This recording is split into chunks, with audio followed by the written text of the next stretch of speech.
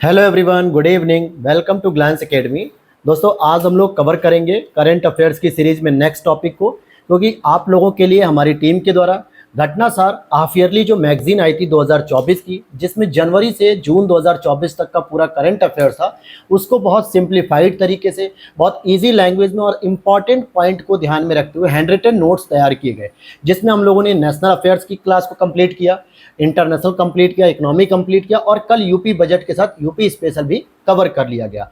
अब हम उसके आगे के टॉपिक को पढ़ेंगे, जिसमें समसामयिकी होता है, जैसे चर्चित व्यक्ति, चर्चित स्थल, अंतर्राष्ट्रीय सम्मेलन या फिर किसी भी प्रकार की जो नौसेना अभ्यास होते हैं या पुरस्कार वगैरह, ये सारी चीज़ों को अब हम लोग शुरू करेंगे। तो चैनल पे पहली बार हो तो सब्सक्राइब कर लेना दोस्तों, और वीडियो अच्छी लगेगी तो लाइक करके दोस्तों के साथ भी शेयर करना। वीडियो के नीचे दिए गए टेलीग्राम चैनल को जरूर ज्वाइन कर लेना, क्योंकि वहाँ पर भी बहुत सारी पीडीएफ और कंटेंट अपडेट आपको मिलती रहती है। और आपको एक छोटी सी इन्फॉर्मेशन दे दूं कि ये जो आपको हैंड रिटन नोट्स देखने को मिल रहे हैं, ये सभी आपके लिए पेड रहेंगे दोस्तों। हालांकि क्लास हमारी पूरी तरीके से फ्री होती है, यूट्यूब से भी आप क्लास कर सकते हो, या आपके पास अगर मैगजीन है तो आप उसे अंडरलाइन कर सकते हो, या फिर अगर आप नोट्स परचेस करना चाहते हो तो एक नंबर मैं दे रहा हूँ, इस पर आप व्हाट्सअप कर लेना, हमारी टीम से कॉन्टैक्ट हो जाएगा 8527594636, क्योंकि यहाँ पर आपको हैंड रिटन शॉर्ट नोट्स की पूरी जानकारी मिलती है, चाहे फिर वो घटना चक्र के नोट्स हो, तपस्या बैच के हो, लक्ष्य भेद बैच के हो, या आपके करंट अफेयर से रिलेटेड हो। इसका बेनिफिट ये हो जाता है आप लोगों के लिए कि आपको कम समय में इंपॉर्टेंट चीज़ें मिल जाती हैं, सारे टॉपिक कवर हो जाते हैं और धीरे धीरे आपका रिवीजन अच्छा हो जाता है। इसी के साथ घटना चक्र आई दृष्टि भी आएगी, तो उसका भी हम लोग लास्ट ईयर की तरह पूरे शॉर्ट नोट्स तैयार करके क्लासेस भी आपको समय से पहले ही प्रोवाइड करा देंगे। तो चलिए शुरू कर लेते हैं आज की इस क्लास को। अब यहाँ पर हम देखते हैं, सबसे पहले हम लोग पढ़ेंगे कुछ चर्चित व्यक्ति हैं, जैसे नेशनल पर्सनालिटी होगी, चाहे इंटरनेशनल पर्सनालिटी होगी। जैसे पिछली बार मैंने आपको आरओ एग्जाम से पहले भी हैंड रिटन नोट्स बना के दिए थे, उसमें भी कुछ चर्चित व्यक्ति थे और सीधा सीधा वहाँ पे आपसे प्रश्न पूछ लिया गया था कि सुलभ इंटरनेशनल शौचालय के जो जनक थे उनके बारे में बिंदेश्वरी पाठक जी की मृत्यु जब हुई थी, या फिर MS स्वामीनाथन जी की जो डेथ हुई थी। तो ये सारे पॉइंट्स हमने कवर किए थे और डायरेक्टली आपके आरओ एग्जाम्स में भी आ गए थे, और यूपीएससी में भी क्वेश्चन आए थे लगभग 7-8। तो उसी तरीके से फिर से हम लोग पढ़ेंगे। तो पहला ही पॉइंट हम पढ़ेंगे एक चर्चित व्यक्ति के नाम का, जिसका नाम होगा डॉक्टर कपिल दुआ। ये क्यों चर्चा में है? क्योंकि भारत में हेयर ट्रांसप्लांट सर्जरी में अग्रणी डॉक्टर कपिल दुआ को Asian association of hair restoration surgeon के अध्यक्ष बनाया गया है। क्योंकि भारत में क्या है कि हेयर फॉल की बहुत सारी प्रॉब्लम्स हो रही है, बहुत सारे लोग हेयर ट्रांसप्लांट करा रहे हैं। इस समय एक नया जो है कि ऑनलाइन प्लेटफॉर्म चल रहा है त्राया, जिसका एडवर्टीजमेंट काफ़ी लोग कर रहे हैं, बहुत सारे यूट्यूबर्स भी कर रहे हैं, सेलिब्रिटीज़ भी कर रहे हैं। तो इसका मतलब है कि भारत में कहीं ना कहीं हेयर फॉल एक बहुत बड़ी प्रॉब्लम है, और इस मामले में अग्रणी जो डॉक्टर हैं आपके हेयर ट्रांसप्लांट के, डॉक्टर कपिल दुआ, इनको अभी हाल ही में Asian association of hair restoration surgeon के अध्यक्ष बना दिया गया है।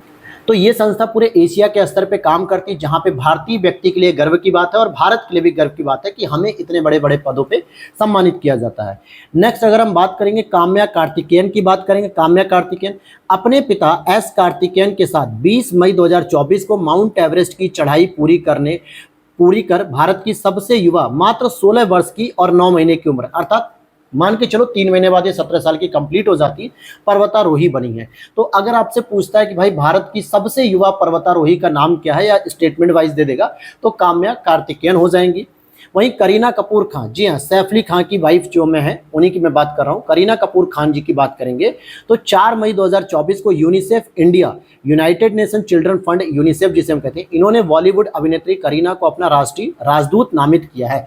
नेशनल एम्बेसडर इनको नामित किया गया है यूनिसेफ के द्वारा। और यूनिसेफ क्या होता है? बच्चों के लिए काम करती है, बच्चों के लिए फंडिंग करती है, पूरी संस्था काम करती है। तो उसका इन्हें नेशनल एम्बेसडर बना दिया गया है। वह प्रत्येक बच्चे के बचपन के विकास, स्वास्थ्य, शिक्षा, लैंगिक समानता के अधिकार को आगे बढ़ाने में इस गैर लाभकारी संगठन का समर्थन भी करेंगी। तो इसे एम्बेसडर बना दिया गया इनको। रुचिरा कंबोज जी की बात करेंगे, काफ़ी अच्छा इनका कार्यकाल रहा था यूएनओ के अंतर्गत। और इसी के आगे हम इसको पढ़ेंगे कि 1 जून 2024 को संयुक्त राष्ट्र संघ में कार्यरत भारत की पहली महिला स्थायी प्रतिनिधि रुचिरा कंबोज अब सेवानिवृत्त हो गई। जैसे यूएन में क्या होता है कि हर एक देश की तरफ से एक स्थायी प्रतिनिधि जाता है, जिनको सैलरी वगैरह भारत की सरकार देती है। तो इस बार जो थी रुचिरा कंबोज जी थी, जो भारत की तरफ से पहली महिला थी, और ये अब सेवानिवृत्त हो चुकी हैं। तो संयुक्त राष्ट्र में भारत की स्थायी प्रतिनिधि के रूप में उन्होंने अगस्त 2022 में कार्यकाल ग्रहण किया था, और 31 मई 2024 में वो सेवानिवृत्त हो चुकी हैं। तो रुचिरा कंबोज 2022 से ही चर्चा में थी, लेकिन प्रश्न में अभी तक नहीं पूछा गया, तो हो सकता है इस बार इनको पूछा जा सकता है। अब आगे देखते हैं, यहाँ पे एक और पॉइंट की ओर डिस्कस करेंगे हम लोग। यहां पर देखेंगे पीटर हिग्स के बारे में। ये कौन है भैया? 8 अप्रैल 2024 को नोबेल पुरस्कार विजेता ब्रिटिश भौतिक विज्ञानी पीटर हिग्स का 94 वर्ष की अवस्था में इनका निधन हो गया। तो यहां पे देखो, एक तो सबसे पहले नोबेल लॉरिएट व्यक्ति थे, जो कि पूरी दुनिया के लिए एक इंस्पायरेशन की बात थी, और इनका भी हाल ही में निधन हो गया। और उससे भी बड़ी बात है कि पीटर को हिग्स बोसान पार्टिकल या गॉड पार्टिकल्स के खोजकर्ता के नाम से जाना जाता है, जो ब्रह्मांड के रहस्यों के बारे में जानकारी देता है। तो ये कहीं ना कहीं हमारे भारत के साथ दुनिया के लिए भी एक महत्वपूर्ण उपलब्धि थे, जो अब हमारे बीच नहीं रहे। तो पीटर हिग्स, और इन्हीं के नाम पर हिग्स बोसान पार्टिकल का नाम रखा। बोसान इनके एक सहवैज्ञानिक थे, उनके नाम पर भी रखा गया। आगे देखते हैं ज्योति रात्रे। ज्योति रात्रे की अगर हम बात करें तो 19 मई 2024 को एमपी की 55 वर्षीय उद्यमी और फिनटेक उत्साही माउंट एवरेस्ट पर चढ़ने वाली सबसे उम्रदराज भारतीय महिला बन गई है। तो यहां पर आपने दो प्रश्न पढ़ लिए। एक तो पढ़ा काम्या कार्तिकेयन के बारे में, जो सबसे युवा थी, 16 वर्ष 9 महीने की, जो अपने पिता के साथ माउंट एवरेस्ट की चोटी को फतह करती है, जिसकी हाइट कितनी है दोस्तों? लगभग 8,848 मीटर। अप्रॉक्स मैं कह सकता हूं कि 9,000 मीटर अगर हम मान लेते हैं, या फिर इन शॉर्ट आपको समझने के लिए 9 किलोमीटर की लंबाई इसको मान लीजिए। अब जैसे आप 9 किलोमीटर का रास्ता तय करते हैं, तो उसी तरीके से इमेजिन कर लो कि इसको अगर आप ऊपर आसमान की ओर देखेंगे तो 9 किलोमीटर तक इन्होंने ऊपर चढ़ाई की है, जहां से पूरी दुनिया गोल दिखती है। कई बार आपने रील्स देखी होगी ना 360 डिग्री एंगल पे, तो वो यहीं से होता है शूटिंग। अब यहां पर देखेंगे, आगे देख लेते हैं। तो यहां पे ज्योति रात्रे को भी याद रख लेना आपको, क्योंकि ये एक तो एमपी की है, 55 वर्षीय उद्यमी है, और माउंट एवरेस्ट पर चढ़ने वाली सबसे उम्रदराज भारतीय महिला भी बन गई है। अब यहाँ पे देखो, एक हिस्टोरिकल प्रश्न भी बनता है, जो आपको बताना चाहिए। कमेंट सेक्शन में बता देना कि सबसे पहले माउंट एवरेस्ट पे कौन सी महिला भारतीय थी जो चढ़ी थी, मतलब कि माउंट एवरेस्ट उन्होंने फतह किया था। कमेंट सेक्शन में बताना। फिर यहीं पे हम देखेंगे कामी रीता शेरपा, जो कि 22 मई 2024 को नेपाल के कामी रीता शेरपा ने 30वीं बार विश्व की सबसे ऊंची चोटी माउंट एवरेस्ट पर चढ़ी, और इन्हें एवरेस्ट मैन के नाम से भी जाना जाता है। पहली चढ़ाई उन्होंने 1994 में की थी। तो देखा जाए तो ये उनका शौक बन गया, पैशन बन गया। ये 30 बार अब तक पूरी चढ़ाई कंप्लीट कर चुकी हैं। सोचो, इतने डेंजर स्थान पे, हालांकि इनको पूरी हैबिट हो चुकी है। मुझे लगता है जिस तरीके से बंदर के लिए एक छत से दूसरी छत पे या एक पेड़ से दूसरे पेड़ पे चढ़ना, छलांग मारना आसान होता है, ठीक उसी प्रकार से इनको माउंट एवरेस्ट चढ़ना एज लाइक सीढ़ी चढ़ना। ऐसा लग रहा होगा कि अपने घर की सीढ़ी चढ़ रही हैं। अरुण योगीराज भी बहुत इंपॉर्टेंट व्यक्ति हैं, क्योंकि मूर्तिकार अरुण योगीराज जी के द्वारा भगवान श्री राम की 51 इंच की लगभग 4.24 फीट वाली मूर्ति की प्राण प्रतिष्ठा, जो कि 22 जनवरी 2024 को अयोध्या में राम मंदिर में पीएम मोदी जी के द्वारा की गई थी। तो कई बार होता है ना, पूछा जाता है आपसे कि भाई जो भगवान श्री राम जी का रामलला के रूप में जो बनाई गई है मूर्ति, इसके मूर्तिकार कौन थे? तो अरुण योगीराज जी थे। कौन थे इसके? अरुण योगीराज जी। अब यहाँ पे वही हम देखेंगे साइमा वाजिद को, इंपॉर्टेंट पर्सनालिटी है। क्यों? क्योंकि अभी हाल ही में बांग्लादेश में तख्ता पलट हो चुका है, शेख हसीना जी को बांग्लादेश छोड़ना पड़ा है, और ये शेख हसीना जी की ही बेटी हैं, जिनको क्या उपलब्धि हासिल हुई?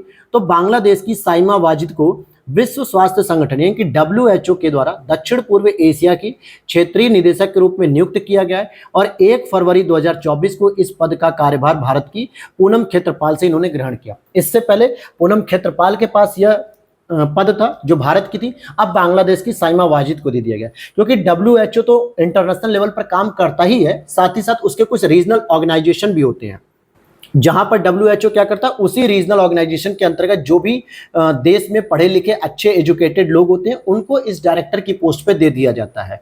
तो ये आपकी जो साइमा वाजिद है, शेख हसीना जी की बेटी हैं, तो इनको ये पद दिया गया है।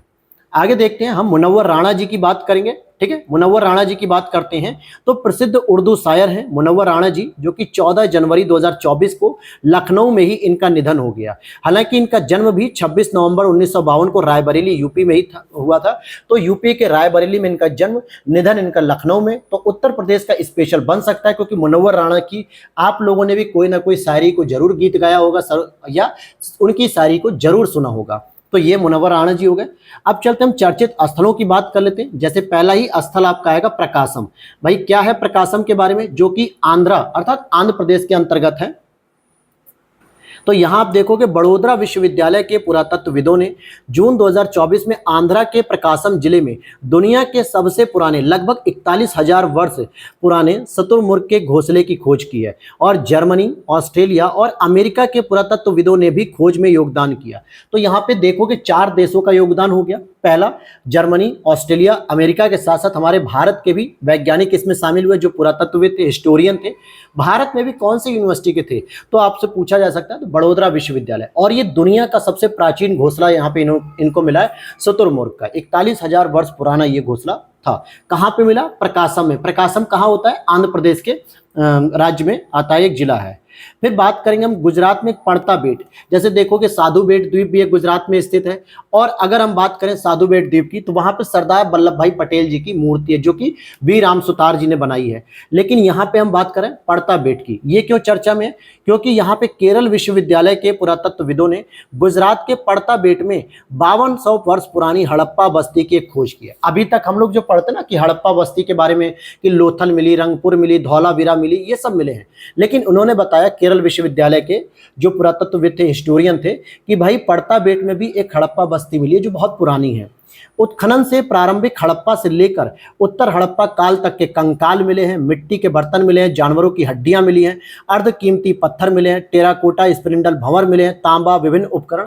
तो ऐसे प्रमाण चिन्ह मिले जहां पे हड़प्पा सभ्यता के भी प्रमाण है और उत्तरी हड़प्पा काल के भी आपको प्रमाण देखने को मिलते हैं। तो यहां से इन्होंने पड़ता बेट किससे संबंधित हो गया? अब ये हड़प्पा एक साइट हो गई, यानी कि हड़प्पा की खोज के अंतर्गत इसे भी शामिल कर दिया गया। अब यहाँ पर देखो, जो आप लोग किताब पढ़ रहे होते, जो मैगजीन पढ़ रहे होते, तो उसमें क्या करते हो कि पूरी की पूरी लाइन पढ़ते हो, पूरी डिटेल पढ़ते हो, कहानी पढ़ते हो। और जब कहानी पढ़ोगे तो कहानियों में ही खो जाओगे। और एग्जाम के लिए जो इंपॉर्टेंट फैक्ट होते हैं वो तो याद करते हो, लेकिन उसके साथ बहुत सारी अननेसेसरी चीजें भी याद करते हो। लेकिन एग्जाम में क्या होता है, जो इंपॉर्टेंट होता है वही पूछा जाता है। और ये कैसे पता चलता है? जब आप लोग PYQ एनालिसिस करते हो तब आपको पता चलता है कि हाँ भाई, एग्जाम में करंट अफेयर्स का भी लेवल कैसा हो सकता है। और मैं खुद इस फील्ड में आप लोगों को लगभग 3 से 4 साल से आप लोगों को टीचिंग दे रहा हूं। साथ ही साथ 2 बार प्रीलिम्स निकालकर मेंस भी लिखा 2022 और 23 का। तो एक आइडिया रहता है। और फिर टेस्ट सीरीज भी आप लोग सॉल्व करेंगे। जैसे मैंने अभी कल टेस्ट सीरीज सॉल्व कराई थी ध्येय IAS की, टेस्ट नंबर 16 फुल टेस्ट था, जिसमें जितने भी करंट अफेयर्स के क्वेश्चन थे, मान लो 25 करंट अफेयर्स के क्वेश्चन होते हैं, उनमें से 18 से 19 करंट अफेयर्स के टॉपिक तो वही थे, सेम वही लाइनें जो मैंने आपको हैंड रिटन नोट्स में पढ़ाई थी। बाकी कचरा मटेरियल मैंने भी छोड़ दिया और ध्येय वालों ने भी छोड़ रखा था, क्योंकि उनकी टीम तो मुझसे भी लाख गुना अच्छी है, बहुत अच्छी बेस्ट टीम है। तो उन्हें भी पता है कि एग्जाम का ट्रेंड क्या होता है। ठीक है, तो यहां पर बात करेंगे अगले पॉइंट की ओर। महबूब नगर, भाई महबूब नगर तेलंगाना में स्थित है। गंगापुरम महबूब नगर में मार्च 2024 में कल्याणी के चालुक्य राजवंशों के 900 वर्ष पुराने शिलालेख की खोज की गई है। तो कौन से वंश का मिला? चालुक्य वंश का, जो कल्याणी के चालुक्य कहलाते हैं। और इनके शिलालेख अभी हाल ही में गंगापुरम कह सकते हो या फिर महबूब नगर कह सकते हो, तेलंगाना में इनकी खोज की गई है। इंडोनेशिया, जो कि इंटरनेशनल एक देश है, बात करते हैं इंडोनेशिया स्थित ईबू ज्वालामुखी में विस्फोट अभी फिर से हुआ है। अभी लेटेस्ट जो है कि इसमें विस्फोट हुआ है। इंडोनेशिया के अगर हम सक्रिय ज्वालामुखियों की लिस्ट देखते हैं तो माउंट मेरापी है, वहां पे रुआंग माउंट ज्वालामुखी, ये सभी सक्रिय ज्वालामुखी हैं। लगभग 127 सक्रिय ज्वालामुखी इंडोनेशिया में है, जो प्रशांत महासागर के रिंग ऑफ फायर में स्थित है। तो मुझे तो लगता है दोस्तों कि इंडोनेशिया एक ऐसा देश है जहां पर सबसे अधिक सक्रिय ज्वालामुखी है। और ये रिंग ऑफ फायर, जो लगातार ज्वालामुखी कहीं ना कहीं आते रहते हैं इसमें पैसिफिक ओशन में, तो उस जोन में ये भी स्थित है। बात करेंगे कोडागू। पहले से आपको पता है कि कोडागू कर्नाटक में है, लेकिन ये चर्चा में है कि कोडागू में बहने वाली जो लक्ष्मण तीर्थ नदी थी दोस्तों, यहां पर भीषण गर्मी के कारण यह नदी ही सूख गई और यह नदी कावेरी में गिरती है। तो जो लक्ष्मण तीर्थ नदी है ये कावेरी में गिरती थी, लेकिन अब यह पूरी तरीके से सूख गई है। तो लक्ष्मण तीर्थ नदी, कहीं आप ऐसा ना सोचो कि अयोध्या या फैजाबाद के आसपास कोई छोटी नदी होगी, ऐसा नहीं है। ये साउथ इंडिया में कोडागू जिले में बहती थी। न्यू कैलिडोनिया की बात करेंगे। 15 मई 2024 को फ्रांस ने न्यू कैलिडोनिया में 12 दिवसीय आपातकाल की घोषणा की है। और यह फ्रांसीसी विदेशी द्वीपीय क्षेत्र है। जो न्यू कैलिडोनिया है ना, ये फ्रांस के ही अंतर्गत रहता है, यानी कि फ्रांस का इस पे अधिकार होता है। न्यू कैलिडोनिया की सीमाएं जैसे Australia, Fiji, New Zealand, Papua New Guinea और वनुआतू से मिलती है।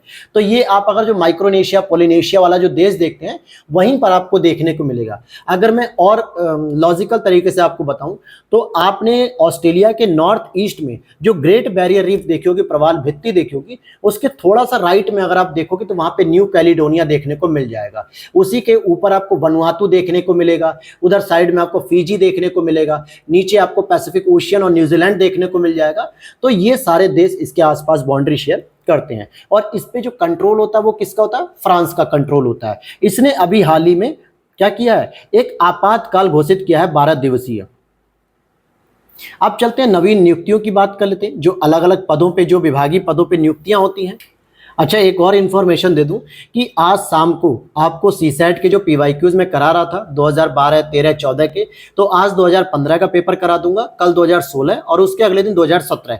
तो 3 पेपर लगातार मैं करा दूंगा, क्योंकि देखो मुझे भी टाइम थोड़ा कम मिल पाता है। बहुत सारे टारगेट्स आपके मैंने कंप्लीट करा दिए हैं, आप लोग उस चीज़ को देखते हुए अपनी तैयारी कर भी रहे हैं, लेकिन कहीं कहीं कुछ चीज़ें ऐसी रह जाती हैं, जैसे टेस्ट पेपर हो गया या इकोनॉमिक घटना चक्र की अभी 2-4 क्लासेस बाकी हैं, और फिर उसी में आपकी सीसैट भी है, करंट अफेयर्स है। तो सारी चीज़ें मैं भी लेकर चलता रहता हूँ, साथ में मैं भी थोड़ा व्यस्त रहता हूँ तैयारी वगैरह में, और भी काम रहते हैं एक्स्ट्रा, तो टाइम नहीं मिल पाता। लेकिन आप लोग चिंता मत करिए, आप लोगों का बहुत जल्दी सितंबर से पहले ही पूरा सीसैट में कवर करा दूंगा। तो नई नियुक्तियों को देख लेते हैं, नवीन नियुक्तियां। जैसे साइमन मैक जी कौन है? भाई साइमन मैक कौन है? जून 2024 में भारत के पहले एआई यूनिवर्सल एआई यूनिवर्सिटी का कुलपति, अंतर्राष्ट्रीय रणनीतिकार और पुरस्कार विजेता प्रोफेसर साइमन मैक को नियुक्त किया गया है। ध्यान से समझना कि जो एआई यूनिवर्सिटी है, ठीक है, जो आपके भारत के अंतर्गत एआई यूनिवर्सल एआई यूनिवर्सिटी है, तो इस पे आप देखोगे जो अंतर्राष्ट्रीय राजनीति के बहुत प्रमुख हैं, और इन्हीं को क्या किया गया है? साइमन मैक जी को भारत का कुलपति नियुक्त किया गया एआई यूनिवर्सिटी का। और कुलपति के रूप में कार्यभार संभालने वाले वो पहले विदेशी नागरिक भी बन गए, अर्थात भारतीय नागरिक नहीं बनाया गया, पहले ही विदेशी नागरिक बना दिए गए हैं। कपिल सिब्बल जी को देख लेते हैं, जो एक वरिष्ठ मतलब कि वकील भी हैं, एडवोकेट भी कह सकते हो, बार काउंसिल के अध्यक्ष भी बन चुके हैं और कांग्रेस पार्टी के समर्थक हैं। तो अभी ये चर्चा में भी इसीलिए कि सुप्रीम कोर्ट के वरिष्ठ वकील और राजनेता, क्योंकि कांग्रेस पार्टी के समर्थक हैं, राजनेता कपिल सिब्बल जी को सुप्रीम कोर्ट बार एसोसिएशन का मई 2024 में अध्यक्ष निर्वाचित किया गया, और इस पद के ये चौथी बार चुने गए, यानी ये चौथी बार ऐसा हुआ है कि इस पद के अध्यक्ष बनाए गए। अब भाई सुप्रीम कोर्ट की बार काउंसिल है तो बहुत मैटर करता है, तो इसीलिए इनका भी नाम जरूरी है याद रखना। एडमिरल दिनेश कुमार जी को बात करेंगे तो 30 अप्रैल 2024 को 26वें नौसेना अध्यक्ष का पदभार ग्रहण किया गया। हालांकि अब अगर देखोगे तो यूपीपीसीएस का ट्रेंड ऐसा नहीं रह गया है कि आपसे नौसेना या वायुसेना या आर्मी चीफ वगैरह पूछे, लेकिन फिर भी होता है ना कि दिमाग में कि कहीं ऐसा ना हो कि मिलान करने को दे दे। यूपीएससी तो देखो इन सब चीजों को अलग नहीं मानता, यूपीएससी तो हर बार आपको पुलिस, जेल, एयरफोर्स इन सबसे रिलेटेड प्रश्न देता है। आयोग भी कभी कभी दे सकता है, क्योंकि डिफेंस सेक्टर के अंतर्गत हमें इन चीजों को पढ़ना होता है, तो यहां पर ऐसे भी लोगों का नाम याद रखना पड़ेगा जरूरी। जेठा अहिर है भैया कौन? गुजरात विधानसभा के पूर्व अध्यक्ष को मई 2024 में भारतीय राष्ट्रीय कृषि सहकारी विपणन संघ, जिसे हम लोग नाफेड बोलते हैं, क्या बोलते हैं? नाफेड, NAFED, तो इसके अध्यक्ष निर्वाचित किए गए जेठा अहिर को। तो ये कौन थे? गुजरात विधानसभा के पहले अध्यक्ष भी रह चुके हैं इससे पहले, और मई 2024 में भारतीय राष्ट्रीय कृषि सहकारी विपणन संघ के अध्यक्ष बनाए गए हैं। दिलीप संधानी जी की बात करेंगे तो 9 मई 2024 को भारतीय किसान उर्वरक संघ यानी इफ्को जिसको हम कहते हैं, इसका अध्यक्ष लगातार दूसरी बार चुना गया है। भाई इस समय सरकार लगातार इफ्को यानी कि कृषि, एग्रीकल्चर, उर्वरक इन सभी पे फोकस कर रही है। तो इफ्को जो है कि सबसे बड़ी कंपनी है उर्वरक के मामले में, सरकारी संघ भी है, तो इसका अध्यक्ष आपको पता होना चाहिए दिलीप संघानी जी हैं। संजय कुमार मिश्र जी की बात करेंगे तो अवकाश प्राप्त न्यायाधीश हैं, जो कि 6 मई 2024 को जीएसटी अपीलीय न्यायाधिकरण के पहले अध्यक्ष के रूप में शपथ ग्रहण किया है, और इनका कार्यकाल 4 वर्ष का होगा। आपको याद होगा कि 11 फरवरी को जब आरओ एग्जाम था, तो उससे पहले एक 2023 में एक बिल आया था जिसमें जीएसटी में संशोधन करते हुए जीएसटी 80 अर्थात अपीलिएट ट्रिब्यूनल को गठित किया गया था। किसमें? जैसे जीएसटी की अगर हम बात करें तो GST goods and services tax हो गया, इसी में 80 और जोड़ दिया गया, अपीलिएट ट्रिब्यूनल। अगर कोई प्रॉब्लम है तो इसमें आप ट्रिब्यूनल में क्लेम कर सकते हो या फिर उसमें अपनी सुनवाई के लिए अपील दायर कर सकते हो। तो उसके अध्यक्ष का भी गठन किया गया पहली बार, और ये कौन बनाए गए? संजय कुमार मिश्र, जिनका कार्यकाल 4 वर्ष का होगा। तो जीएसटी अपीलीय न्यायाधिकरण में केंद्रीय वस्तु सेवा कर अधिनियम 2017 के तहत गठित एक अपीलीय प्राधिकरण है, और जिसका मुख्य पीठ आपकी कहां पे है? नई दिल्ली में है। तो ये पहली बार गठित हुए, तो हो सकता है यहां से भी एक आध प्रश्न बनने की चांसेस रहेंगे। अब आगे देखते हैं, यहाँ पर मनोज पांडा जी की बात करेंगे। भारत सरकार के प्रसिद्ध अर्थशास्त्री, अप्रैल 2024 में 16वें अप्रैल 2024 में 16वें वित्त आयोग का पूर्णकालिक सदस्य इनको नियुक्त कर दिया गया। ध्यान से समझना एक बात कि 16वें वित्त आयोग का अगर हम गठन की बात करें तो किसके नेतृत्व में गठन किया जा रहा है, तो वो हो जाएंगे आपके अरविंद पनगड़िया जी। और ये अरविंद पनगड़िया जी कौन सी पर्सनालिटी है, जो आपको पता होगा कि जब 2015 में फर्स्ट टाइम नीति आयोग गठित हुआ था तो उसके अध्यक्ष तो होते हैं प्रधानमंत्री जी, और पहले उपाध्यक्ष अरविंद पनगड़िया जी को बनाया गया था। तो अब 16वां वित्त आयोग का जो अध्यक्ष है अरविंद पनगड़िया जी को बनाया गया है, लेकिन इसमें जो 4 सदस्य होते हैं उसमें आप देखोगे कि एक पूर्णकालिक सदस्य के रूप में मनोज पांडा जी को नियुक्त किया गया। किसको किया गया है, मनोज पांडा जी को। अब आगे बात करते हैं हम लोग यहाँ पर और भी जानकारी लेते हैं कि मनोज पांडा ने निरंजन राज्याध्यक्ष का स्थान लिया है, जिन्होंने पिछले दिनों व्यक्तिगत कारणों से ही त्यागपत्र दे दिया। इन्होंने त्यागपत्र दिया तो मनोज पांडा जी को यह स्थान मिल गया है। लेफ्टिनेंट जनरल उपेंद्र द्विवेदी को नया थल सेना अध्यक्ष नियुक्त किया गया। तो अभी मैंने बताया आपको, जैसे एडमिरल दिनेश कुमार जी की तो ये 26वें नौसेना अध्यक्ष थे, उसी तरीके से थल सेना अध्यक्ष लेफ्टिनेंट जनरल उपेंद्र द्विवेदी जी को बनाया गया है। संजीव पुरी जी की बात करेंगे, इनको भारतीय उद्योग परिसंघ CII यानी कि कॉन्फेडरेशन ऑफ इंडियन इंडस्ट्रीज का 2024-25 के लिए नया अध्यक्ष नियुक्त किया गया और 19 मई 2024 को इन्हें नियुक्त किया गया। अब जैसे फिक्की हो गया, एसोचैम हो गया, CII हो गया, ये सब प्रमुख व्यापारिक संघ हैं, तो इनके अध्यक्षों की नियुक्ति का भी पता रहना चाहिए। फिर आगे देखते हैं किशोर मकवाना जी की बात करें तो यहाँ पर किशोर मकवाना की बात करें तो मार्च 2024 में राष्ट्रीय अनुसूचित जाति आयोग का अध्यक्ष नियुक्त किया गया और इन्होंने विजय सांपला जी का स्थान लिया है। विजय सांपला जी का, जो कि SC कमीशन, जो कि एक संवैधानिक आयोग है, किस आर्टिकल में है दोस्तों, तो 338 आर्टिकल के अंतर्गत इसको रखा गया है और यहाँ पर किशोर मकवाना जी को उसका अध्यक्ष बना दिया गया है। MV राव जी की बात करेंगे तो IBA यानी कि इंडियन बैंक एसोसिएशन, भारतीय बैंक संघ के अध्यक्ष के रूप में इन्हें 2024 में चुना गया। संजय नायर जी की बात करेंगे 2024-25 सत्र के लिए एसोचैम के अध्यक्ष यही चुने गए हैं। अभी मैंने आपको बताया किसका, CII का, तो ये कौन थे, संजीव पुरी जी थे। और अगर एसोचैम की बात करेंगे तो संजय नायर हो जाएंगे। सदानंद बसंत दाते की बात करेंगे तो राष्ट्रीय जांच एजेंसी NIA के प्रमुख 1 अप्रैल 2024 से ये बनाए गए हैं। और NIA मैं आपको बता दूं कि गृह मंत्रालय के अंतर्गत काम करती है, गृह मंत्रालय के अंतर्गत, और जिसके गृह मंत्रालय मंत्री कौन है, अमित शाह जी हैं। फिर यहां पर आगे देख लेते हैं। अच्छा, यहाँ पे लिखा है कि इनकी सेवानिवृत्ति 2026 तक होगी, 31 दिसंबर 2026 तक। पीयूष आनंद जी को देखें, उत्तर प्रदेश कैडर के पीयूष आनंद राष्ट्रीय आपदा मोचक बल यानी कि नेशनल डिजास्टर रेस्पॉन्स जो फोर्स होती है उसके अध्यक्ष के रूप में या महानिदेशक के रूप में इनको 1 अप्रैल 2024 में अपॉइंट किया गया है।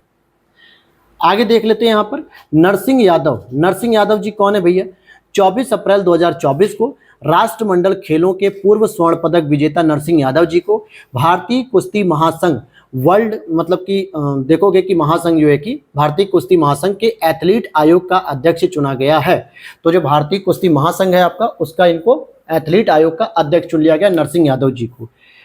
आयोग का गठन पहलवानों की शिकायतों के निपटान के लिए किया गया। जैसे जो पहलवान वगैरह अभी आपने देखा होगा, कुश्ती के पहलवान जिन्होंने भाजपा के वरिष्ठ सांसद बृजभूषण जी के ऊपर जो आरोप लगाया, सही है कि गलत है उससे मतलब नहीं है हमें, कि वहां पे जो दिल्ली पे बैठे हुए थे, तो उसी से संबंधित कि आगे भी भविष्य में ऐसी घटनाएं न घटित हो, इसके लिए आयोग का गठन किया गया है। मोहम्मद बेखबर की बात करें, मोखबर लिखा है लेकिन मैंने बेखबर कहा है। 19 मई 2024 को हेलीकॉप्टर दुर्घटना में मारे गए राष्ट्रपति इब्राहिम को ईरान का कार्यवाहक राष्ट्रपति नियुक्त किया गया है। यहाँ पर दोस्तों एक लाइन मिस हो गई है, तो मैं इसको आपको बता देता हूँ कि यहाँ पर जो इब्राहिम जी थे, इब्राहिम राइसी इनका पूरा नाम था, इनकी जो है दुर्घटना में मौत हो गई, हेलीकॉप्टर दुर्घटना में, जो कि राष्ट्रपति थे। और अब उनकी जगह राष्ट्रपति किसे चुना गया, मोहम्मद मोखबर को, जो कि ये उपराष्ट्रपति थे पहले से ही, और इसीलिए जब तक वहाँ पे नए राष्ट्रपति का चुनाव नहीं हो जाता तब तक ये कार्यवाहक राष्ट्रपति के रूप में काम करेंगे। तो अभी ये प्रश्न भी बन सकता है कि हाल ही में किस देश के राष्ट्रपति का विमान दुर्घटना में निधन हो गया या दुर्घटनाग्रस्त हो गए या मर गए, तो उनका नाम हो जाएगा इब्राहिम राइसी, और ये ईरान के राष्ट्रपति हैं। सोचिए ये वही ईरान है जहाँ पे हमारे चाबहार पोर्ट होते हैं और जहाँ पे मोदी जी अक्सर जाते हैं, और फिर भी वहाँ के राष्ट्रपति सुरक्षित नहीं है। अरविंद पनगड़िया जी क्यों चर्चा, मैंने अभी आपको बता ही दिया है कि नीति आयोग के पहले उपाध्यक्ष थे, जनवरी 2015 से 2017 तक रहे। अरविंद पनगड़िया जी को 31 दिसंबर 2023 को 31 दिसंबर 2023 को 16वें वित्त आयोग का अध्यक्ष नियुक्त किया गया। वित्त आयोग अपनी रिपोर्ट 31 दिसंबर 2025 तक सौंपेंगे और इनके लिए 2025 से लेकर यानी 2026 से लेकर 2030 तक की पूरी स्ट्रेटजी बनाकर इन्हें देनी है कि अगले 5 वर्ष में हमें कैसे अपनी आर्थिक व्यवस्था को आगे लेकर चलना है। हालांकि अगर इनसे पहले की बात करें 15वें वित्त आयोग की, तो उनका नाम रहेगा एनके सिंह। क्या रहेगा? उनका नाम एनके सिंह जी रहेगा। फिर यहां पे देखते हैं सेंथिल पांडियन। सेंथिल पांडियन कौन है? जनवरी 2024 में विश्व व्यापार संगठन का भारत में नया राजदूत नियुक्त किया गया। कहां पर नियुक्त किया गया? डब्ल्यूटीओ में। डब्ल्यूटीओ में नियुक्त किया गया है। कंचन देवी की बात करें, आगे देखते हैं, यहाँ पे कंचन देवी जी को देखते हैं। कंचन देवी जी को भारतीय वानिकी अनुसंधान शिक्षा परिषद की पहली महिला महानिदेशक नियुक्त किया गया है। किसके लिए? भारतीय वानिकी अनुसंधान शिक्षा परिषद की पहली महिला महानिदेशक नियुक्त किया गया कंचन देवी जी को। अब यहाँ पे हम कुछ ऑपरेशन या अभियान पढ़ेंगे जो भारत सरकार के द्वारा आयोजित किए जाते हैं विभिन्न देशों के साथ या फिर विभिन्न क्षेत्रों के साथ। जैसे अगर हम बात करें तो यहां पर अगर आप देखोगे ऑपरेशन अभ्यास तरंग शक्ति। क्या है? अभ्यास तरंग शक्ति की अगर मैं बात करूं, भारतीय वायुसेना का पहला बहुराष्ट्रीय हवाई अभ्यास जो अगस्त 2024 में आयोजित किया गया था भारतीय वायुसेना के द्वारा, और इसमें 10 देशों को शामिल किया गया था, जिसमें Australia, France, Germany, Japan, Spain, UAE और यूक्रेन तथा अमेरिका ने हिस्सा लिया था। आप देख रहे हो इसमें रूस है, यूक्रेन है तो रूस नहीं होगा, चाइना भी नहीं होगा, पाकिस्तान तो वैसे भी नहीं होता हमारे साथ। तो ये चीजें भी आप ऐसे ऑटोमेटिकली यहाँ पे एलिमिनेट कर पाओगे अगर आपको 10 देश याद नहीं है। तो सीधे सीधे आपको एक और तरीका बताता हूँ कि ऑस्ट्रेलिया, जापान, यूएसए, अगर आप इन्हें गौर से देखोगे तो ये क्वाड के हिस्से हैं भारत के साथ, तो ये सारे के सारे देश शामिल हैं। वहीं जर्मनी, स्पेन, यूएई, फ्रांस और यूक्रेन ये सभी देश भी शामिल हैं। तो अभ्यास तरंग शक्ति भारतीय नौसेना के द्वारा आयोजित की गई थी। रेड फ्लैग 24, रेड फ्लैग 24 ये भी भारतीय वायुसेना ने अमेरिका के अलास्का में, कहां पर? अमेरिका के अलास्का में। तो अलास्का में ये 30 मई से 14 जून 2024 के बीच आयोजित किए गए थे और ये रेड फ्लैग 2024 में हिस्सा लिया था भारतीय वायुसेना ने। तो इसमें भारतीय वायुसेना की ओर से राफेल विमान भी शामिल हो चुके थे। कौन शामिल हुआ था इसमें? राफेल विमानों ने भी हिस्सा लिया था। तो यहां पर ये चीज आप देख लीजिए, ठीक है, यहां पर राफेल विमानों ने भी हिस्सा लिया था। तो अगर आपसे पूछेगा रेड फ्लैग किन देशों के बीच में हुआ, तो भारत और अमेरिका के बीच में, और ये अलास्का में आयोजित किया गया था भारतीय वायुसेना के साथ। 1 वीक 1 थीम यानी एक सप्ताह एक थीम पर काम करने को ध्यान में रखते हुए एक अभियान आयोजित किया गया था। केंद्रीय राज्य मंत्री डॉक्टर जितेंद्र सिंह ने मोदी 3.0 सरकार के गठन के बाद विज्ञान और प्रौद्योगिकी की विभिन्न धाराओं में भारत की हाल ही के दिनों की सफलता की कहानियों को प्रदर्शित करते हुए 1 वीक 1 थीम अभियान की शुरुआत की थी। क्योंकि जब मोदी सरकार का गठन हुआ था तो राज्य मंत्री जो जितेंद्र सिंह थे, इन्होंने क्या किया, पूरे भारत के स्तर पे एक नई जो है कि प्रदर्शनी लॉन्च की थी, जिसमें एक हफ्ते तक लगातार इसी पर काम होना था कि जितनी भी मोदी सरकार के अंतर्गत 2014 से लेकर 2024 तक जितनी भी वैज्ञानिक स्तर पर हमने उपलब्धियां हासिल की हैं, उन सभी को एक छोटी सी झलक के तौर पे प्रस्तुत करना। जैसे चंद्रयान 3 का मिशन हो या फिर मंगलयान का मिशन हो या फिर बहुत अलग अलग जो मिशन हमारे द्वारा किए गए हैं, साइंटिफिक जितने भी डेवलपमेंट किए गए, उन सभी चीजों को यहाँ पे प्रेजेंट करना था। अगला हमारा यहाँ पे टॉपिक रहेगा डायरिया रोको अभियान। डायरिया रोको अभियान क्या है? केंद्रीय स्वास्थ्य मंत्री जेपी नड्डा जी हैं हमारे केंद्रीय स्वास्थ्य मंत्री, इन्होंने डायरिया रोको अभियान को शुरू किया है। 1 जुलाई से 31 अगस्त तक 2024 तक चलाया जाएगा। इंपॉर्टेंट क्या है कि 2 महीने चलेगा, लगभग 60 डेज का ये प्लान है। 1 जुलाई से 31 अगस्त तक ये पूरा 60 डेज का प्लान पूरा रखा गया है। आगे देखते हैं, डायरिया के कारण होने वाली बाल मृत्यु को समाप्त किया जाएगा और इसमें बच्चों को ORS और जिंक की गोलियां भी वितरित की जाएंगी। अक्सर होता है ना, डायरिया वगैरह हो जाता है, लूज मोशन होने लगता है, बच्चे को दस्त लग जाते हैं, तो कई बार होता है बच्चे की बॉडी डिहाइड्रेट हो जाती है जिससे उनकी मृत्यु भी हो जाती है। तो इसको रोकने के लिए इस प्रोग्राम को शुरू किया गया है। यहाँ पर नेक्स्ट हमारा पॉइंट है आपका 5 नंबर का जो सैन्य अभ्यास है, जिसे हम लोग कहेंगे रिमपैक। रिमपैक क्या है दोस्तों? चीन से उत्पन्न होने वाले खतरे से निपटने के लिए दुनिया के 24 देशों का नौसैनिक अभ्यास रिम ऑफ द पैसिफिक का आयोजन किया गया। कितने देश इसमें शामिल हुए हैं? 24 देश। अभी मैंने आपको बताया 24 देश इसमें शामिल हैं, तो यहाँ पे 24 देश शामिल हुए हैं। रिमपैक का आयोजन 25 जून से 2 अगस्त 2024 तक अमेरिका में हवाई में किया गया। अमेरिका का जो हवाई द्वीप है वहां पर किया गया, और इसकी जो थीम थी 2024 की, साझेदार, एकीकृत और तैयार है। मतलब कि जितने भी हमारे आपस में पार्टनरशिप है, जितने भी देश इसमें हैं, और वो सारे के सारे तैयार हैं। किसके खिलाफ? डंडा वंडा लेके एकदम खड़े हैं, बिल्कुल तैयार बैठे हैं। किसके खिलाफ बैठे हैं दोस्तों? अगर आप गौर से देखोगे तो ये आपको चाइना को कंट्रोल करने के लिए किया जा रहा है।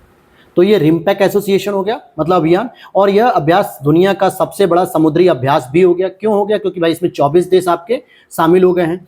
सैन्य अभ्यास शक्ति की बात करेंगे तो ये भारत और फ्रांसीसी सेनाओं के बीच आयोजित किया जाता है। इस बार 26 मई तक 2024 में, मतलब 13 से 26 मई के बीच उमराई मेघालय में संयुक्त सैन्य अभ्यास का आयोजन किया गया। तो मेघालय में आयोजित किया गया भारत और फ्रांसीसी सेना के बीच। उसी तरीके से युद्धाभ्यास IMT ट्रिलैट, IMT का मतलब क्या हो जाएगा? IMT यानी कि इंडिया, मोजाम्बिक, तंजानिया। अब यहाँ पे देख लो, इंडिया, मोजाम्बिक, तंजानिया की नौसेनाओं का त्रिपक्षीय अभ्यास IMT ट्राइलेटरल 21 से 28 मार्च 2024 को मापुतो यानी मोजाम्बिक व जंजीबार तंजानिया में आयोजित किया गया। ठीक है, तो यहां तक जो है कि निकलेगा। अब आगे बात करते हैं, इसमें भारत के 2 युद्धपोत INS तीर और INS सुजाता ने भी हिस्सा लिया था भारत की तरफ से। दस्तलिक की बात करेंगे, या डस्टलिक भी कहते हैं, भारत और उज्बेकिस्तान के बीच आयोजित होता है। यहाँ पे संयुक्त सैन्य अभ्यास दस्तलिक 2024 का आयोजन किया गया। 15 अप्रैल से 28 अप्रैल के बीच उज्बेकिस्तान के टर्मेज में आयोजित किया गया। भारत और उज्बेकिस्तान के बीच वार्षिक अभियान दस्तलिक का यह 5वां संस्करण है। कितना है दोस्तों? 5वां संस्करण। लैमितीय, ये इंपॉर्टेंट है क्योंकि अभी ये हाल ही में किया गया। लैमितीय भारत और सेशल्स के रक्षा बलों के बीच 18 से 27 मार्च 2024 के बीच सेशल्स में लैमितीय मित्रता कूट नाम से इसका आयोजन किया गया और ये द्विवार्षिक अभ्यास है। इंपॉर्टेंट ये भी रखना कि लैमितीय भारत और सेशल्स के बीच में हुआ है, जो कि एक द्वीपीय देश है, लेकिन ये द्विवर्षीय अभ्यास है, इन 2 साल में एक बार होता है। ऐसे ही हम देखेंगे टाइगर ट्रम्प की बात करेंगे, जो 2024 में हुआ। भारत और अमेरिका के बीच 18 से 31 मार्च 2024 के बीच त्रिसेवा सैन्य अभ्यास पूर्वी समुद्री तट पर आयोजित किया गया है। सैन्य अभ्यास जिमेक्स की बात करेंगे तो जिमेक्स में आप देख सकते हो इस तरीके से होता है। ऐसे आप इसकी एप्लीकेशन बना सकते हो, मतलब कि full form Japan India military exercise, अर्थात भारत और जापान के समुद्री अभ्यास जिमेक्स का 8वां संस्करण जापान के योकोसुका में हुआ। अब देखो यूपीएससी क्या करती है कि उसके स्टेटमेंट वाइज प्रश्न बनाते हैं, लेकिन यूपीपीसीएस में डायरेक्ट पूछ लेता है सामान्यतः कि किन देशों के साथ हमारी मिलिट्री एक्सरसाइज आयोजित हुई है, या फिर बहुत पूछेगा तो कहां पे आयोजित हुई है। डेट बहुत रेयर होता है कि मिलिट्री एक्सरसाइज की पूछी जाए। ऑपरेशन इंद्रावती की बात करेंगे तो हैती में हथियारबंद गिरोहों और सेना के बीच जो पिछले कुछ दिनों में संघर्ष चल रहा है, जिसकी वजह से वहां पे फंसे हुए भारतीयों को निकालने के लिए भारत सरकार ने मार्च 2024 में ऑपरेशन इंद्रावती चलाया। जैसे ऑपरेशन गंगा चलाया गया था यूक्रेन से भारतीयों को वापस निकालने के लिए, ठीक उसी प्रकार से हैती से भी भारतीयों को वापस निकालने के लिए ऑपरेशन इंद्रावती चलाया गया। सी डिफेंडर क्या होता है? सी डिफेंडर 2024 भारत व अमेरिका के तटरक्षक बलों का संयुक्त अभ्यास सी डिफेंडर 2024 पोर्ट ब्लेयर अंडमान निकोबार द्वीप समूह में 9 से 10 मार्च 2024 को संपन्न किया गया। समुद्र लक्ष्मण की बात करेंगे 2024 में तो भारत हो गया, मलेशिया हो गया, इनके बीच द्विपक्षीय नौसैनिक अभ्यास जो कि समुद्र लक्ष्मण का तीसरी बार विशाखापत्तनम के तट पर संपन्न हुआ। अच्छा, स्थान की अगर मैं बात करूं तो उन स्थानों को जरा याद रख लेना जो भारत में आयोजित किए गए, जैसे समुद्र लक्ष्मण विशाखापत्तनम में आयोजित किए गए और किन देशों के साथ हुआ? भारत और मलेशिया के साथ। अभी मैंने आपको बताया था उमराई मेघालय में भी आयोजित किए गए। तो जो भारत में स्पेशली आयोजित किए गए सैन्य अभ्यास, उनका स्थान भी एक बार याद रख लेना, क्योंकि कभी कभी एग्जामिनर इसको भी पूछने की कोशिश कर लेता है। ऑपरेशन दोस्ती की बात करेंगे तो समुद्री सुरक्षा, आपसी सहयोग और परिचालन बढ़ाने के उद्देश्य से हिंद महासागर में भारत, मालदीव और श्रीलंका के बीच 22 से 25 फरवरी 2024 के बीच अभ्यास दोस्ती का संचालन किया गया। और इसमें ध्यान देना कि मालदीव भी शामिल हुआ, वही मालदीव है जो हमें आंख दिखा रहा था, फिर मोदी जी चल दिए लक्षद्वीप घूमने। मिलन 2024 की बात करेंगे, भारतीय नौसेना के द्वारा 19 से 27 फरवरी 2024 तक विशाखापट्टनम में सबसे बड़े बहुराष्ट्रीय युद्धाभ्यास मिलन का आयोजन किया गया और ये 12वां संस्करण था। इसमें लगभग 51 देशों की भागीदारी शामिल थी और ये द्विवार्षिक अभ्यास होता है, 2 वर्ष में एक बार होता है। 51 सेनाओं की पार्टिसिपेशन हुआ था। इस अभ्यास को मल्टीलेटरल नेवल एक्सरसाइज मिलन 2024 का नाम दिया गया है। आगे देखते हैं सदा तंसिक सैन्य अभ्यास। सदा तंसिक किसके बीच हो रहा है? भारत और सऊदी अरब के बीच सेना के बीच संयुक्त सैन्य अभ्यास सदा तंसिक, और ये राजस्थान में आयोजित किया गया, तो इसे भी ध्यान रख लेना। अभ्यास खंजर की बात करेंगे तो भारत और किर्गिस्तान की सेनाओं के बीच में हुआ, हिमाचल प्रदेश के बकलोह में 22 जनवरी से 3 फरवरी के बीच में यह भी आयोजित किया गया। सहयोग काइजिन की बात करेंगे अगर हम, सहयोग काइजिन जो कि भारत और जापान के बीच आयोजित किया गया था। डेजर्ट साइक्लोन की बात कर लें तो भारत और यूएई यानी कि संयुक्त अरब अमीरात के बीच में आयोजित किया गया था, बीकानेर राजस्थान में। अब यहाँ पर हम आगे पॉइंट की ओर बढ़ेंगे जिसमें योजना और परियोजनाओं को भी पढ़ेंगे जो महत्वपूर्ण योजनाएं हैं, जैसे ड्रोन दीदी पायलट प्रोजेक्ट। ड्रोन दीदी पायलट प्रोजेक्ट का क्या मतलब है? ग्रामीण महिला सशक्तिकरण को बढ़ावा देने के लिए केंद्रीय कौशल विकास उद्यमिता मंत्रालय ने नोएडा और हैदराबाद में ड्रोन दीदी योजना के तहत 2 पायलट परियोजनाओं के संचालन के लिए महिंद्रा लिमिटेड के साथ एक समझौते पर हस्ताक्षर किया है, नोएडा और हैदराबाद में। तो यूपी से भी रिलेटेड हो गया, तो इसलिए इसको भी याद रख लेना। हालांकि पीएम मोदी जी ने 11 मार्च 2024 को ही भारतीय कृषि अनुसंधान संस्थान पूसा नई दिल्ली में नमो ड्रोन दीदी योजना का शुभारंभ किया गया था। इसमें क्या है कि जो आपकी सेल्फ हेल्प ग्रुप की जो महिलाएं हैं उनमें से कुछ महिलाओं का सिलेक्शन करके इनको ड्रोन चलाना सिखाया जाएगा और इसके माध्यम से खेतों में उर्वरक का छिड़काव करना भी सिखाया जाएगा, जिससे महिलाओं को एक रोजगार का एक नया जरिया भी मिलेगा। अगली योजना है एक पेड़ मां के नाम। ये यहाँ पे इमोशनल जो है कि करते हुए भारतीयों को मोटिवेट किया जा रहा है ताकि एक पेड़ जरूर लगाएं अपनी माता जी के नाम। पीएम मोदी जी ने विश्व पर्यावरण दिवस 5 जून के अवसर पर लोगों को पर्यावरण के प्रति जागरूक करने के लिए एक पेड़ मां के नाम अभियान शुरू किया। यहाँ पर धरती माता का भी कॉन्सेप्ट था कि हम हिंदू शास्त्रों में अपने भारतीय परंपराओं में धरती को मां मानते हैं। हमारे सुनील शेट्टी भी हैं, कहते हैं कि ये धरती मेरी माँ है। तो बिल्कुल जो धरती हमें जीवित रखती है, जो धरती हमें जीवन प्रदान करने के साथ सारी आवश्यकताओं की पूर्ति करती है, उस धरती को माँ के स्वरूप दर्जा देने में कोई बुराई नहीं है और उसका संरक्षण करना हम सभी की जिम्मेदारी है। तो यहाँ पर ये योजना शुरू की गई और इसके तहत उन्होंने नई दिल्ली के बुद्ध जयंती पार्क में एक पीपल का पौधा लगाया। कौन सा पौधा लगाया दोस्तों? पीपल का। कई बार होता है यूपीपीसीएस ऐसी अटपटे सवाल भी पूछ लेती है कि पीपल लगाया कि आम लगाया कि नीम लगाया कि बबूल लगाया, पता ही नहीं चलता है। तो यहाँ पर आप देखोगे एक पेड़ मां के नाम अभियान के तहत सितंबर 2024 तक 80 करोड़ और मार्च 2025 तक 140 करोड़ पेड़ लगाने की योजना बनाई गई। यानी हर एक भारतवासी के द्वारा, जितनी जनगणना के अकॉर्डिंग 140 करोड़ जो जनसंख्या है, सभी के द्वारा एक एक पेड़ जरूर लगाया जाए। इसके लिए संपूर्ण सरकार और संपूर्ण समाज की नीति का पालन किया जा रहा है, यानी कि सभी सरकारें इसमें योगदान दें, चाहे वो राज्य सरकार हो, यूनियन टेरिटरीज की सरकार हो या केंद्र सरकार हो। साथ ही साथ संपूर्ण समाज यानी समाज के हर वर्ग के द्वारा इसमें सहयोग किया जाए, चाहे वो वंचित वर्ग हो, महिला वर्ग हो या फिर दिव्यांग वर्ग हो, बच्चों का वर्ग हो, बुजुर्ग हो, सामाजिक लोग हो, सभी के द्वारा इसका पालन किया जाए। अगला पॉइंट है यहाँ पे अगर हम देखते हैं राष्ट्रीय फॉरेंसिक अवसंरचना संवर्धन योजना। 19 जून 2024 को केंद्रीय मंत्रिमंडल ने 2254.23 करोड़ रुपए के कुल वित्तीय परिव्यय के साथ केंद्रीय क्षेत्र की योजना राष्ट्रीय फॉरेंसिक अवसंरचना संवर्धन योजना के लिए गृह मंत्रालय के प्रस्ताव को मंजूरी दे दी। तो ये मंत्रालय कौन था? गृह मंत्रालय था। इसकी अवधि 2024-25 से 2028-29 तक रहेगी और इसमें 3 घटकों पर स्वीकृति दी गई। किस पे? सबसे पहले तो एक देश में राष्ट्रीय फॉरेंसिक विज्ञान विश्वविद्यालय के परिसर की स्थापना होगी, बिल्कुल। दूसरा, देश में केंद्रीय फॉरेंसिक विज्ञान प्रयोगशाला की स्थापना होगी। तीसरा, यहाँ पे एनएफएसयू यानी कि केंद्रीय फॉरेंसिक विज्ञान के दिल्ली परिसर के वर्तमान बुनियादी ढांचे का भी संवर्धन किया जाएगा। तो इसका जो हेडक्वार्टर दिल्ली में उसको भी अपडेट किया जाएगा और देश में विश्वविद्यालय भी स्थापित किया जाएगा और प्रयोगशाला भी स्थापित की जाएगी। तो ये 3 घटकों को पूरा किया जाएगा। NFIES की आवश्यकता कि नए आपराधिक कानून को लागू होने से जो 7 वर्ष या उससे अधिक की सजा वाले अपराधों के लिए फॉरेंसिक जांच को अनिवार्य कर दिया गया है। तो भाई भारत में पर डे जो है कि हजारों की संख्या में अपराध हो रहे हैं और ऐसे भी हीनियस क्राइम हो रहा है जिसमें 7 वर्ष से अधिक की सजा देने का प्रावधान बन रहा है। तो उसमें जो फॉरेंसिक जांच करनी पड़ेगी तो उसके लिए अधिक से अधिक प्रयोगशालाओं को स्थापित करना पड़ेगा, लैबोरेटरीज होनी चाहिए और यूनिवर्सिटीज भी होनी चाहिए जहां पे उसकी पूरी तैयारी कराई जाए। तो इसीलिए इसको स्थापित करने के लिए मंजूरी दी गई है।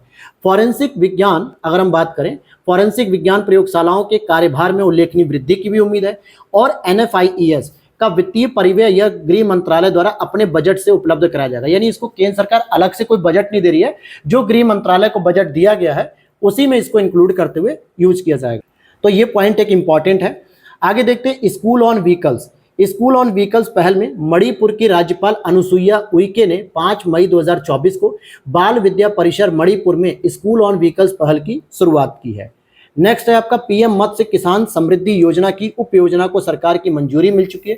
पीएम मत्स्य किसान समृद्धि सह योजना को केंद्रीय मंत्रिमंडल द्वारा 8 फरवरी 2024 को मंजूरी मिली है, जिसमें कहा गया कि अगले 4 वर्षों में इसके लिए कुल 6,000 करोड़ रुपए रखे गए हैं और कुल राशि में 3,000 करोड़ रुपए विश्व बैंक और एएफडी बाहरी वित्त पोषण सहित सार्वजनिक वित्त से आएंगे और शेष 50% या 3,000 करोड़ रुपए का योगदान निजी क्षेत्र के लाभार्थियों द्वारा किया जाएगा। 2023-24 से वित्त वर्ष 2026-27 तक 4 वर्षों के लिए सभी राज्यों और यूनियन टेरिटरीज में लागू की जाएगी। अब यहाँ पे नेक्स्ट बात करेंगे आपके प्रधानमंत्री सूर्य घर मुफ्त बिजली योजना।